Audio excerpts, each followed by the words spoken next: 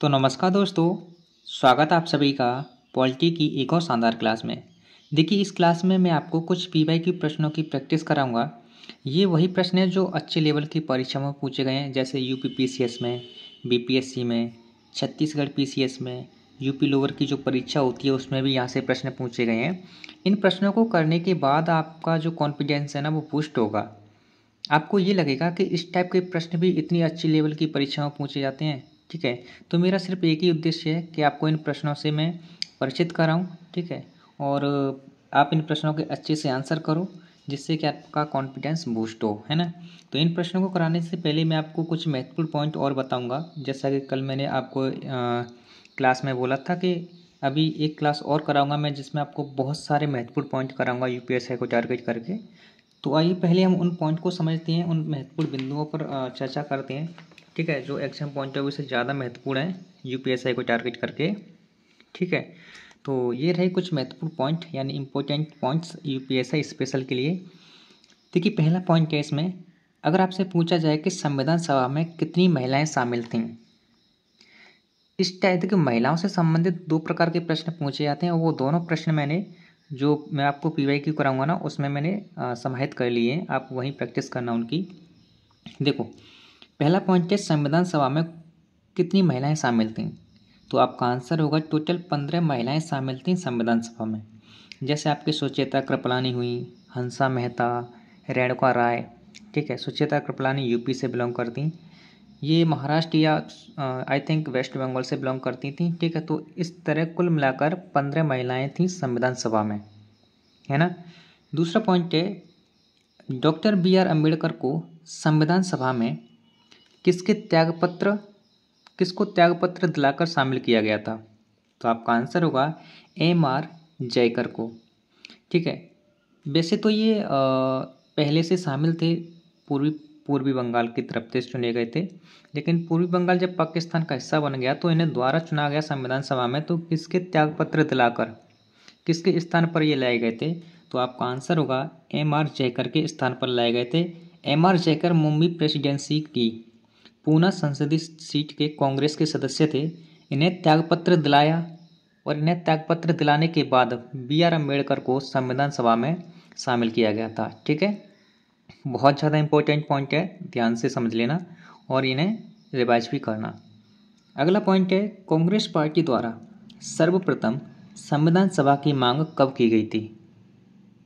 Congress party द्वारा संविधान सभा को लेकर 3-4 प्रकार के प्रश्न पूछे जाते हैं। ठीक है, इसी टाइप से प्रश्न पूछे जाते हैं, बारीकी अंतर होता है उनमें।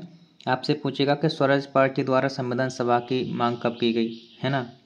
और ये पूछ रहा है कि कांग्रेस पार्टी द्वारा सर्वप्रथम संविधान सभा की मांग कब की गई। तो आपका आंसर होगा 1935 में ये की गई थी। कब की गई थी? 1935 में। ठीक है, आइए कुछ अन्य बिंदुओं पर चर्चा करते हैं।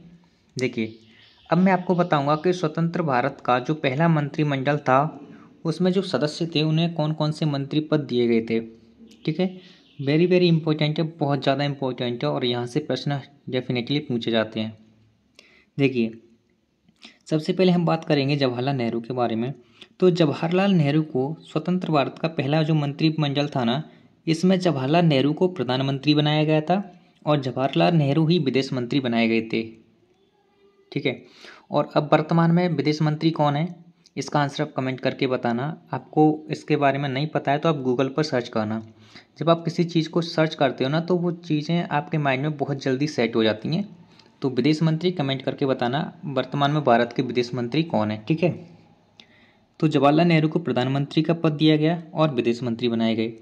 उसके बाद दूसरे व्यक्ति थे, दूसरे सदस्य थे सरदार पटेल, सरदार वल्लभ भाई पटेल। शॉर्ट में मैंने नाम लिख दिया सरदार पटेल। इनको गृह मंत्री बनाया गया था, सूचना मंत्री बनाया गया था, एवं प्रसारण मंत्री भी बनाया गया था। गृह मंत्री, सूचना एवं प्रसारण मंत्री, ये पद किसको दिया गया था। तो आपका आंसर होगा सरदार पटेल को। ठीक है, देखिए, आज की ये क्लास ना थोड़ी लंबी हो जाएगी, तो आप मैनेज कर लेना। ठीक है, और इस क्लास में आप बहुत कुछ सीखोगे। आप ये भी सीखोगे कि किस टाइप के प्रश्न पूछे जाते हैं, है ना। उसके बाद है डॉक्टर राजेंद्र प्रसाद। डॉक्टर राजेंद्र प्रसाद को खाद्य एवं कृषि मंत्री बनाया गया था। खाद्य एवं कृषि मंत्री डॉक्टर राजेंद्र प्रसाद को बनाया गया। ठीक है, उसके बाद अबुल कलाम आज़ाद। स्वतंत्र भारत के पहले शिक्षा मंत्री थे अबुल कलाम आज़ाद। ये प्रश्न एक परीक्षा में पूछा हुआ प्रश्न है कि स्वतंत्र भारत का जो पहला मंत्रिमंडल था उसके शिक्षा मंत्री किसे बनाया गया। तो आपका आंसर होगा अबुल कलाम आज़ाद को। और वित्त मंत्री कौन बनाए थे, ये भी प्रश्न पूछा गया है, ये प्रश्न भी पूछा गया है। ठीक है, तो वित्त मंत्री थे आपके आर के शनमुगम शेट्टी। आर के शनमुगम शेट्टी, इनको वित्त मंत्री बनाया गया था। ठीक है, उसके बाद है B R Ambedkar. B R Ambedkar से तो आप सब परिचित होंगे इन्हें तो। ठीक है, इनको ना विधि मंत्री बनाया गया था, विधि यानी कानून मंत्री। ठीक है, उसके बाद है जॉन मथाई। जॉन मथाई को रेलवे एवं परिवहन मंत्री बनाया गया था। वर्तमान में रेलवे मंत्री कौन है, इसका आंसर आप कमेंट करके बताना। ठीक है, गूगल पर सर्च कर लेना। मैं इसलिए सर्च करने के लिए कह रहा हूँ, अगर आपको नहीं भी पता है ना, जब आप गूगल पर सर्च करोगे वहाँ इसका आंसर देखोगे तो वो आंसर आपके माइंड में सेट हो जाएगा हमेशा के लिए। ठीक है, वर्तमान में रेलवे मंत्री कौन है। उसके बाद एक व्यक्ति थे बलदेव सिंह। बलदेव सिंह को रक्षा मंत्री बनाया गया था। और वर्तमान में भारत के रक्षा मंत्री कौन है, इसका आंसर आप कमेंट करके बताना। अगर आप आंसर कमेंट करके नहीं बताना चाहते फिर भी आप गूगल पर सर्च कर लेना, आपको बहुत अच्छा लगेगा। ठीक है, उसके बाद एक व्यक्ति और थे C H Bhabha. C H Bhabha को वाणिज्य मंत्री बनाया गया था। क्या बनाया था, वाणिज्य मंत्री बनाया गया था। ठीक है, उसके बाद एक और प्रमुख व्यक्ति हैं बाबू जगजीवन राम। बाबू जगजीवन राम, इन्हें श्रम मंत्री बनाया गया था। श्रम मंत्री का इन्हें पद दिया गया था। ठीक है, तो ये रहे स्वतंत्र भारत के मंत्रिमंडल के कुछ प्रमुख व्यक्ति और उनसे संबंधित मंत्री पद। ठीक है, आइए कुछ अन्य महत्वपूर्ण बिंदुओं पर चर्चा करते हैं जो एग्जाम पॉइंट ऑफ व्यू से ज़्यादा महत्वपूर्ण रहेंगे। और मैं आपको बता दूं, ये जितने भी पॉइंट मैं आपको करा रहा हूँ ना, ये आपको एक किताब में नहीं मिलने वाले। ठीक है, एक किताब से आप कभी भी कोई भी एग्ज़ाम नहीं निकाल सकते। ओके, उसके लिए हमें एक या दो किताब तो मिनिमम होनी चाहिए हमारे पास। आप ऐसा नहीं है कि आप गणित को सिर्फ एक ही किताब से निकाल दो, एक ही किताब पढ़ने के बाद निकाल दो, ऐसा कुछ नहीं हुआ। एक किताब से हमारा कोई भी कंसेप्ट इतने अच्छे से क्लियर नहीं होता है। ठीक है, तो आपको लगभग गणित की 2 किताब तो आपके पास होनी ही होनी चाहिए। ऐसे ही रीजनिंग की भी 2 किताब होनी चाहिए। ठीक है, हिंदी के लिए आप कोई एक किताब लेना, मेरे हिसाब से यूनिवर्सल आपके लिए बेस्ट हो सकती है, क्योंकि यूनिवर्सल कुछ इस तरह से डिज़ाइन की गई है, उसमें जो प्रश्नों का लेवल है वो भी अच्छे से रखा गया है। ठीक है, हिंदी के लिए आप यूनिवर्सल को चूज कर सकते हो। उसके बाद देखो अगला पॉइंट है, अगर आपसे पूछे ना कि संविधान का प्रथम प्रारूप किसके द्वारा तैयार किया गया और कब तैयार किया गया, तो आपका आंसर होगा कि संविधान का प्रथम प्रारूप बी एन राव ने तैयार किया। किसने तैयार किया, बी एन राव ने तैयार किया। और कब किया, अक्टूबर 1947 में। जब ये प्रथम प्रारूप तैयार किया गया तो इस समय इस प्रथम प्रारूप में 243 अनुच्छेद थे कुल, और 13 अनुसूचियाँ थीं। कितनी अनुसूचियाँ थीं, 13 अनुसूचियाँ। ठीक है, अगला पॉइंट है प्रारूप समिति का गठन कब किया गया, किसके द्वारा किया गया। ठीक है, और इसके हेड कौन थे। देखो, प्रारूप समिति का जो गठन किया गया था 29 अगस्त 1947 को किया गया था। ये प्रश्न पूछा हुआ प्रश्न है एक परीक्षा में, और संविधान सभा के द्वारा किया गया था। इसके जो अध्यक्ष बनाए गए थे वो थे doctor B R Ambedkar. B R Ambedkar. ठीक है, अगला इम्पोर्टेंट पॉइंट है, और ये पॉइंट ठीक है यूपीएससी में भी आई थिंक यहाँ से प्रश्न पूछा हुआ प्रश्न है। ठीक है, यहाँ से पूछा गया प्रश्न है। संविधान सभा के, अगर आपसे पूछे ना कि संविधान सभा के कुल कितने वाचन हुए, तो आपका आंसर को कुल 3 वाचन हुए थे। कब कब हुए थे, अब इन्हें जान लीजिए। देखिए, इसका जो पहला वाचन हुआ था 4 नवंबर 1948 से लेकर 9 नवंबर 1948 तक रहा ये। ठीक है, दूसरा वाचन 15 नवंबर 1948 से 17 अक्टूबर 1949 तक रहा। और इसका तीसरा वाचन था इसका 14 नवंबर 1949 से 26 नवंबर 1949 तक। ठीक है, तो आइए कुछ अन्य बिंदुओं पर और चर्चा करते हैं। देखिए, अगला बिंदु है, अगर आपसे पूछा जाए कि संविधान, जो भारतीय संविधान था ना, ये अंगीकार यानी एडप्ट कब किया गया, तो आपका आंसर होगा 26 नवंबर 1949 को भारतीय संविधान अंगीकार यानी एडप्टेड किया गया। इस समय जब ये 1949 को एडप्टेड किया गया तो इस समय इस संविधान में टोटल 395 अनुच्छेद थे, है ना। कुल 8 अनुसूचियाँ थीं और इसमें कुल भाग थे 22। ठीक है, उस समय की बात है ये। लेकिन अब तो भाग पाए 25 हो गए हैं और अनुसूचियाँ आपकी 12 हो गई हैं और अनुच्छेद लगभग 370 के 470 प्लस हो गए हैं, 495 के लगभग हैं। लेकिन जो मूल अनुच्छेद है वो 395 ही हैं। ठीक है। अगर आपसे प्रश्न पूछा जाए, देखो अगला प्रश्न है कि संविधान सभा की अंतिम बैठक कब हुई। तो संविधान सभा की अंतिम बैठक हुई थी आपकी 24 जनवरी 1950 को। और मैंने आपको यूपीजी के अच्छे से कराया है, तो अब बताइए कि 24 जनवरी 1950 को क्या हुआ था। 24 जनवरी 1950 को उत्तर प्रदेश की स्थापना हुई थी, है ना। देखो 24 जनवरी 1950 को ही और क्या क्या कार्य हुए। ठीक है। इसी दिन प्रथम राष्ट्रपति चुने गए थे अपने भारत के संविधान सभा द्वारा, और वो प्रथम राष्ट्रपति कौन थे? डॉक्टर राजेंद्र प्रसाद। ठीक है। डॉक्टर राजेंद्र प्रसाद 24 जनवरी 1950 को भारत के प्रथम राष्ट्रपति चुने गए थे। ठीक है। और इसी दिन क्या हुआ, इसी दिन संविधान सभा भंग कर दी गई और उसके स्थान पर अंतरिम संसद बना दी गई। अब आपसे प्रश्न पूछेगा कि कोई तिथि देगा आपको, है ना, तारीख देगा और पूछेगा कि निम्नलिखित में से किस तिथि को संविधान सभा भंग कर दी गई और उसके स्थान पर अंतरिम संसद बना दी गई। तो आपका आंसर होगा 24 जनवरी 1950 को। ठीक है। अगला इम्पोर्टेंट पॉइंट है, अगर आपसे पूछे, देखो संविधान में आपको दो आर्टिकल कभी नहीं भूलने चाहिए, एक तो आर्टिकल 393 और आर्टिकल 394। आर्टिकल 393 कहता है कि संविधान का संक्षिप्त नाम, यानी संविधान के संक्षिप्त नाम के बारे में बताता है आर्टिकल 393। तो संविधान का संक्षिप्त नाम क्या है अपने भारत का? भारत का संविधान। ठीक है। जो भारतीय संविधान हुआ करता ना, उसका संक्षिप्त नाम कर दिया गया था भारत का संविधान। किस अनुच्छेद के तहत? अनुच्छेद 393 के तहत। ठीक है। अगला अनुच्छेद है अनुच्छेद 394। बहुत ही इंपॉर्टेंट अनुच्छेद है ये बताता है संविधान के लागू होने के बारे में। अगर आपसे पूछे कि संविधान के लागू होने के बारे में कौन सा अनुच्छेद बताता है, तो आपका आंसर होगा अनुच्छेद 394। कब लागू हुआ था अपना संविधान? 26 जनवरी 1950 को अपना संविधान लागू हुआ था। संविधान लागू होने की तिथि घोषित की गई थी किसके अकॉर्डिंग? अनुच्छेद 394 के अकॉर्डिंग। ठीक है। अब आइए कुछ अन्य महत्वपूर्ण पॉइंट पर चर्चा करते हैं। ठीक है। देखिए अगला इम्पोर्टेंट पॉइंट है कि भारतीय स्वतंत्रता के पश्चात संविधान सभा की प्रथम बैठक कब हुई थी। ये भारतीय स्वतंत्रता के बाद की बात कर रहा है ना। तो बहुत ही इंपॉर्टेंट पॉइंट है ये। आपका आंसर होगा 14 अगस्त 1947 की मध्यरात्रि को। भारतीय स्वतंत्रता के पश्चात संविधान सभा की प्रथम बैठक हुई थी आपके 14 अगस्त 1947 की मध्यरात्रि को। 14 अगस्त को ही आपका पाकिस्तान भारत से अलग हुआ था। ठीक है, यानी स्वतंत्र हुआ था। उसके बाद संविधान सभा पर अब हस्ताक्षर की बात करते हैं कि संविधान सभा पर कुल कितने व्यक्तियों ने हस्ताक्षर किए थे। ठीक है, तो बात करें संविधान सभा पर कुल 284 सदस्यों ने हस्ताक्षर किए थे। इन 284 सदस्यों में आठ आपकी महिलाएं थीं। 8 महिलाओं ने भी हस्ताक्षर किए थे। ठीक है, 8 महिलाओं ने भी हस्ताक्षर किए थे, जिसमें कुछ प्रमुख महिलाएं थीं जैसे सरोजिनी नायडू, हंसा मेहता और दुर्गाबाई देशमुख। ये प्रमुख महिलाएं थीं। ठीक है। अब हम बात करते हैं कि संविधान, जो हमारा संविधान बना था उसके निर्माण में समय कितना लगा, है ना। ये बात वैसे तो आप सबको पता होगी, लेकिन रिवाइज करने में, रिकॉल करने में कुछ नहीं जाता, है ना। जितनी बार आप रिवाइज करोगे, प्रैक्टिस करोगे, आपकी शार्पनेस उतनी ही बनेगी। तो संविधान सभा के निर्माण के समय की बात करें, संविधान के निर्माण, सभा का निर्माण नहीं, संविधान का निर्माण। देखो संविधान के निर्माण में जो समय लगा था वो 2 वर्ष 11 महीने और 18 दिन का समय लगा था, है ना।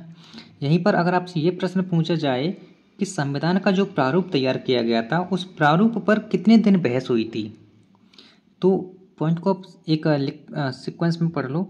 संविधान के प्रारूप पर टोटल 114 दिन बहस हुई थी। ये बहुत ज़्यादा इम्पोर्टेंट पॉइंट है। ये बात तो सबको पता होगी, लेकिन ये बात कुछ ही को पता होगी। ठीक है, कि संविधान के प्रारूप पर 114 दिन बहस हुई थी। ठीक है। अगला इम्पोर्टेंट पॉइंट है, संविधान निर्माण हेतु संविधान सभा में कुल कितने अधिवेशन हुए।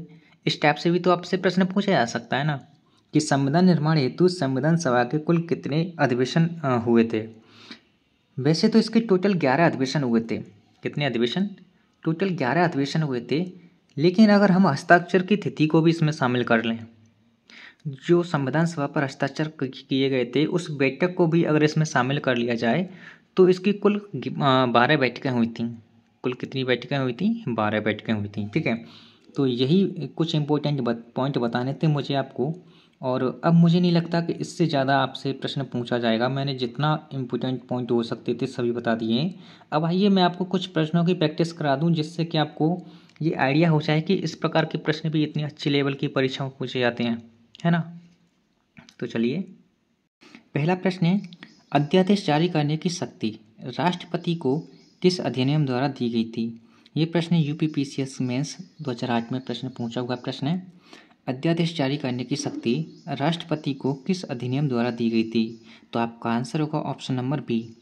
ठीक है, ऑप्शन नंबर बी यानी भारत सरकार अधिनियम 1935 के द्वारा। ठीक है, राष्ट्रपति को अध्यादेश जारी करने की शक्ति प्रोवाइड करी गई थी। ठीक है, अगला दूसरा इंपॉर्टेंट प्रश्न है, बहुत ज़्यादा इंपॉर्टेंट प्रश्न है आज के ये, है ना।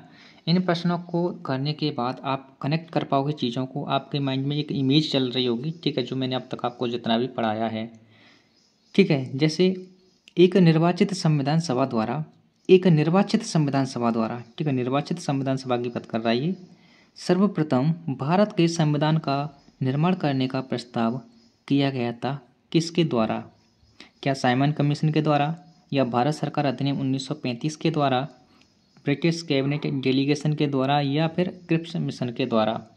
ठीक है, मैंने आपको क्रिप्स मिशन पढ़ाया है। अब आप आंख बंद करके एक बार क्रिप्स मिशन के बारे में सोचो, मैंने आपको क्या क्या बताया है।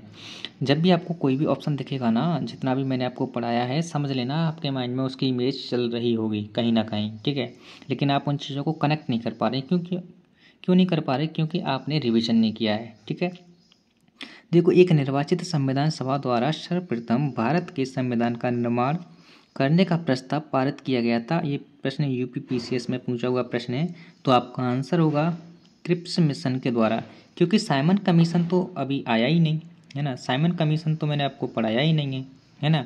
तो साइमन कमीशन का प्रश्न मैं क्यों रखूँगा?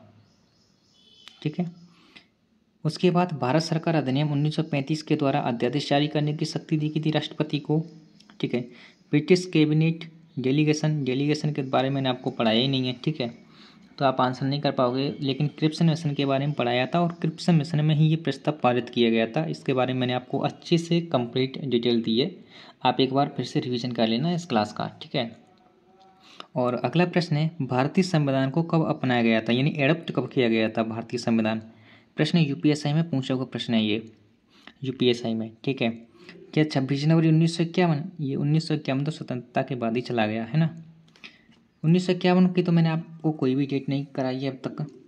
26 जनवरी 1949 ये हो सकता है, 26 जनवरी 1950 ये भी हो सकता है, या फिर 26 जनवरी 1949 ये भी हो सकता है। तो इन तीनों में से क्या हो सकता है?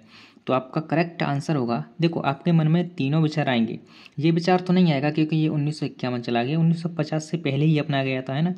1949, 1950, 1949 ये तीनों विचार आपके मन में आ सकते हैं, आपको फंसा सकते हैं। लेकिन आपका एक्चुअल जो आंसर होगा, करेक्ट आंसर होगा, वो होगा 26 नवंबर 1949 को अपनाया गया था। नवंबर की तिथि आपको याद रखनी, नवंबर में अपनाया गया था। 26 जनवरी 1950 में तो ये लागू हुआ था, है ना। अब हम बात करते हैं अगले प्रश्न की। अगला प्रश्न बहुत ही शानदार प्रश्न है, भारतीय विधान पालिका प्रथम बार द्विसदनीय कब बनाई गई थी? भारतीय विधान पालिका प्रथम बार द्विसदनीय कब बनाई गई थी? तो ये जितने भी एक्ट हैं ना, मैंने यहाँ पर ये जितने भी एक्ट हैं, ये सभी के सभी मैंने आपको बहुत ही शानदार तरीके से बहुत ही डिटेल में पढ़ाए हैं।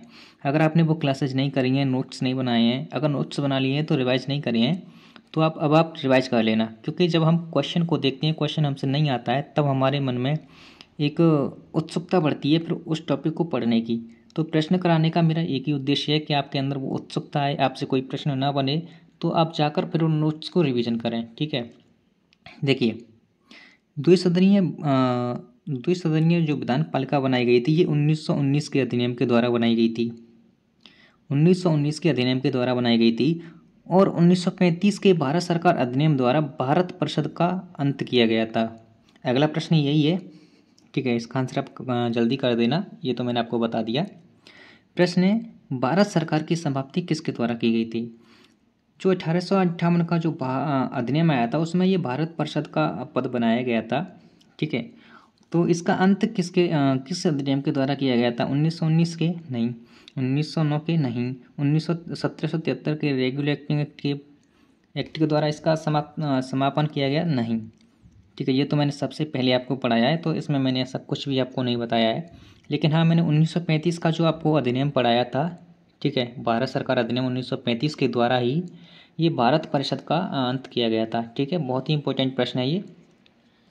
अगला प्रश्न है, ये प्रश्न छत्तीसगढ़ पीसीएस में पूछा हुआ प्रश्न है। संविधान सभा के चुने हुए स्थायी अध्यक्ष, यहाँ इसकी वर्तनी पर मत जाना। ठीक है, यहाँ पर ये वर्तनी इसकी सही नहीं है, यहाँ पर या वाला आता था, लेकिन आपको सिर्फ प्रश्न से मतलब है कि संविधान सभा के चुने हुए स्थायी अध्यक्ष कौन थे? डॉक्टर भीमराव अम्बेडकर? नहीं। सच्चिदानंद सिन्हा? ये भी नहीं है। Doctor S Radhakrishnan? ये भी नहीं है। तो आपका आंसर होगा डॉक्टर राजेंद्र प्रसाद, ये संविधान सभा के स्थायी अध्यक्ष थे।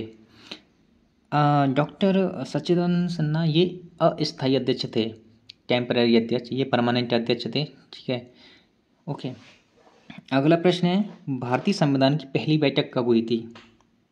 भारतीय संविधान सभा की पहली बैठक कब हुई थी? तो आप, ये प्रश्न यूपी पीसीएस मेंस 2011 में पूछा हुआ प्रश्न है। ठीक है, देखो प्रश्न एग्जाम का लेवल देखो, यूपी पीसीएस है ना, ये छत्तीसगढ़ पीसीएस, तो ऐसा नहीं है कि कुछ ज़्यादा ही लेवल, कितनी गहराई से प्रश्न पूछा जाएगा। अब यहाँ से आप अंदाज़ा लगा सकते हो कि ये यहाँ से पॉसिबिलिटी हो सकती है यूपीएसआई में भी, और मैं आपको यूपीएसआई के प्रीवियस ईयर प्रश्नों की प्रैक्टिस कराऊंगा, तो आप वहाँ से और अच्छे से कनेक्ट कर पाओगे। ठीक है, देखिए, भारतीय संविधान सभा की पहली बैठक हुई थी आपके 9 दिसंबर 1946 को, दूसरी बैठक हुई थी आपके 11 दिसंबर 1946 को, और तीसरी बैठक हुई थी आपके 13 दिसंबर 1946 को। तीनों बैठकों में 2-2 दिन का गैप है। और ये पहली दूसरी बैठक हुई थी, कहाँ पर हुई थी? दिल्ली के केंद्रीय कक्ष में। ठीक है, अगला प्रश्न है, झंडा समिति के अध्यक्ष कौन थे? झंडा समिति के अध्यक्ष कौन थे? अभी मैंने आपको जो कल एक क्लास कराई थी ना, उसमें मैंने आपको कुछ समितियों के बारे में बताया था और उनके अध्यक्षों के बारे में बताया था, तो आप वहाँ से कनेक्ट कर पा रहे होंगे थोड़ा थोड़ा। तो झंडा समिति के अध्यक्ष थे आपके डॉक्टर राजेंद्र प्रसाद, यानी ऑप्शन नंबर डी आपका करेक्ट आंसर होगा। ठीक है, आइए कुछ अन्य प्रश्नों के बारे में और जानते हैं। देखिए, अगला प्रश्न है, भारतीय संविधान सभा में कुल कितनी महिलाएं शामिल थीं? ठीक है, ये अभी मैंने आपको कुछ महत्वपूर्ण पॉइंट बताए थे, उसमें भी ये बताया था आपको कि भारतीय संविधान सभा में कुल कितनी महिलाएं शामिल थीं, तो आपका आंसर होगा ऑप्शन नंबर बी, यानी 15 महिलाएं शामिल थीं इसमें।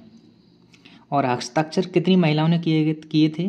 संविधान पर जो हस्ताक्षर किए गए थे, तो उसमें कितनी महिलाओं ने हस्ताक्षर किए थे? तो आपका आंसर होगा 8 महिलाओं ने हस्ताक्षर किए थे। ठीक है, अगला प्रश्न है, बहुत ही शानदार प्रश्न है ये, यूपी में जो लोअर पीसीएस की परीक्षा होती है, ठीक है, लोअर परीक्षा होती है, उसमें ये प्रश्न पूछा हुआ प्रश्न है कि भारतीय संविधान का प्रथम प्रारूप किसके द्वारा तैयार किया गया था? अभी ये पॉइंट मैंने बताया था, आप थोड़ा कनेक्ट करके देखो।